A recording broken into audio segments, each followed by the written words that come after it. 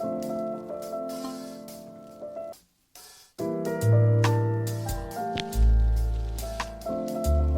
alternative experience. The alternative experience. The alternative experience.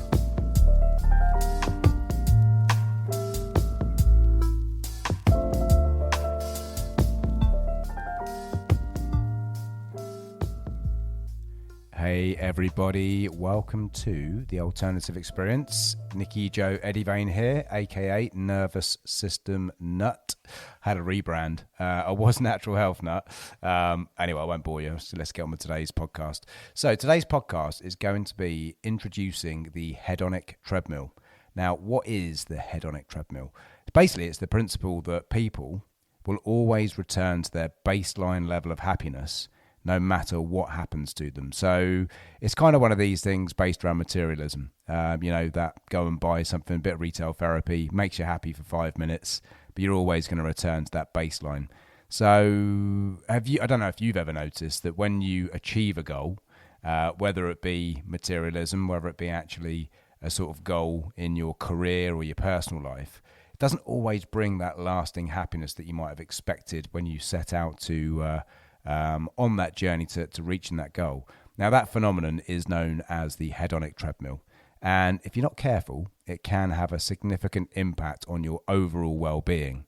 Now, the hedonic treadmill is basically the idea that people are always going to return to that baseline level of happiness, no matter what is going to happen to them, unless, of course, they truly address their state of emotional well-being, the cause of their imbalance, if that makes sense. So it can be the source of deep frustration, especially for anyone that's constantly seeking happiness through those external factors, whether it be material possessions, relationships, achievements, etc. But rather than giving you that long-term satisfaction that you're probably craving, its effects are always going to be temporary, and they tend to kind of reduce in duration the more that you rely upon this approach.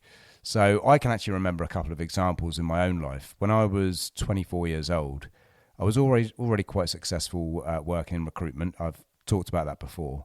I was earning a nice salary. I just moved from my hometown, Hayling Island, to the big city, Portsmouth.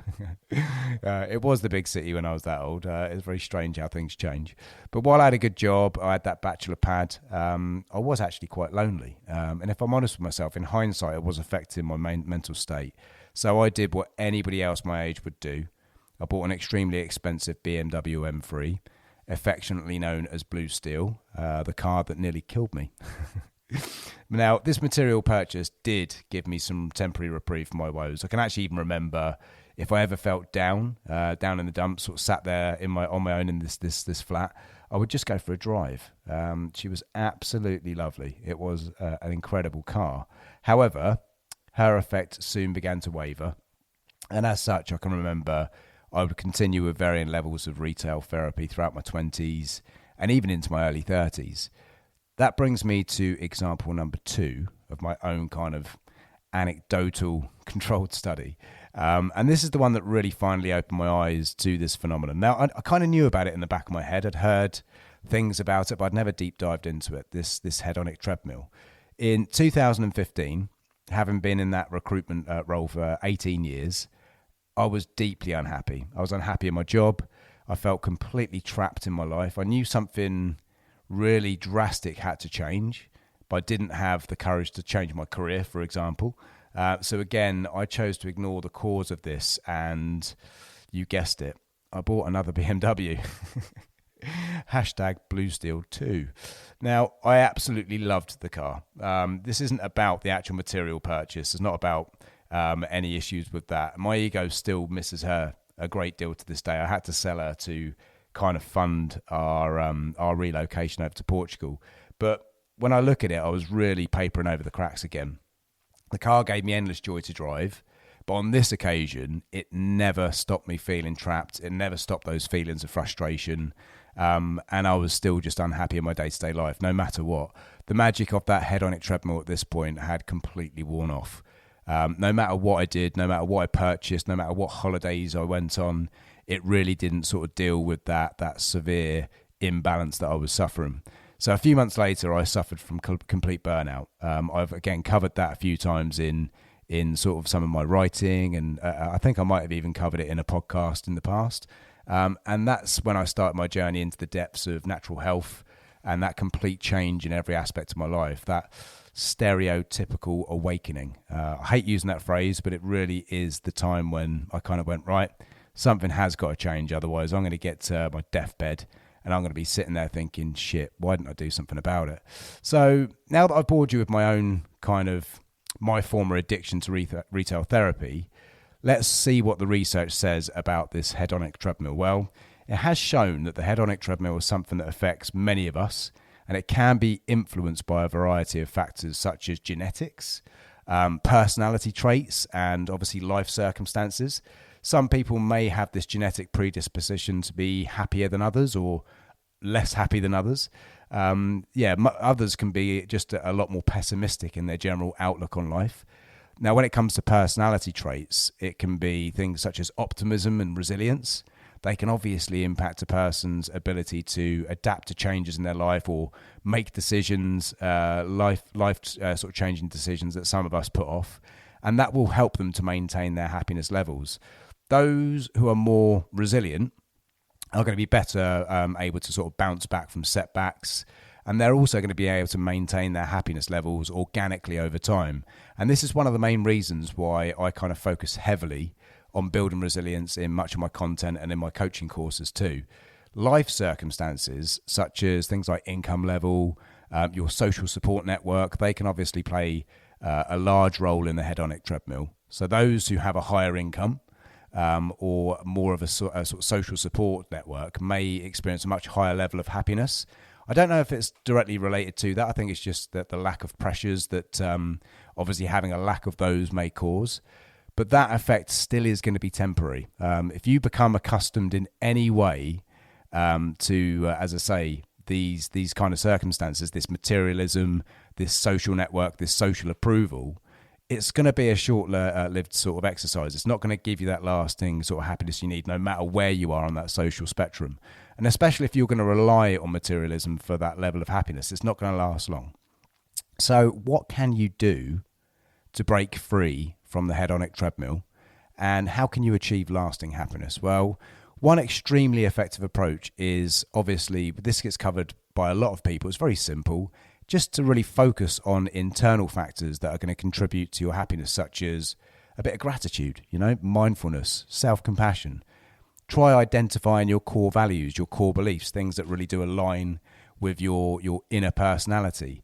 So when it comes to gratitude, practicing gratitude obviously involves taking as much time as you can, time and energy, to really appreciate the good things that you have in your lives. Really focus on what you have rather than what you lack and what you want.